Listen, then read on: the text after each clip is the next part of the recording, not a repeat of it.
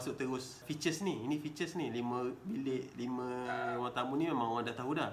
Kita nak hook dia dulu. Contoh dekat sini kita adalah kan dia text kan. Muda-muda ni masa ni lah nak kumpul asset contoh. Point saya adalah video kosong tu Puan boleh buat 5 ke 6 video dah berdasarkan market segment tu. Maknanya ceritalah dekat sini. Orang yang bujang tu cerita pasal cerita bujang je. Orang yang mungkin yang nak pencen, lain pula cerita dia. Mungkin nak cari rumah, dah lama duduk KL, tengah cari nak balik kampung Penang contoh. Sebelum video ni keluar, yang depan-depan tu Puan tunjuk muka Puan dulu. Macam TikTok ni orang tengok video je kan. Betul.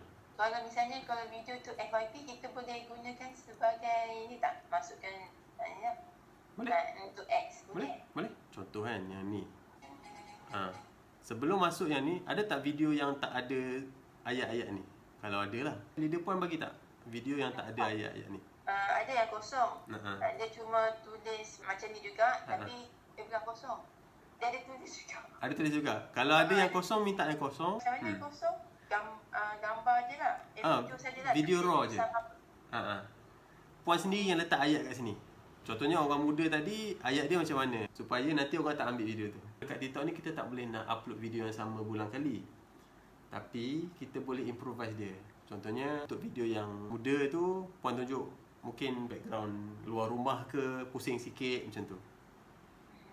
Untuk video yang lain tu mungkin dekat ruang tamu mana-mana ke, ataupun mungkin dekat luar, tak kisahlah. Tapi kita bagi kelainan sikit. Yang dekat belakang ni boleh pakai video sama je. Sebab kalau upload yang ni je, saya pastilah orang lain pun upload benda yang sama. Saya takut nanti ada violation yang originality. Dia ada satu violation yang original. Kalau konten tu tak original daripada kita, dia tak lepas iklan. Kita nak avoid yang tu lah. Cadangan saya, Puan kena banyakkan video dulu. Contoh video-video yang dah ada ni kan, Puan cut je dulu. Kan video ni 1.5 minit kan. Cuba ambil yang ni dulu bawa ke depan. Lepas tu yang ni pergi belakang.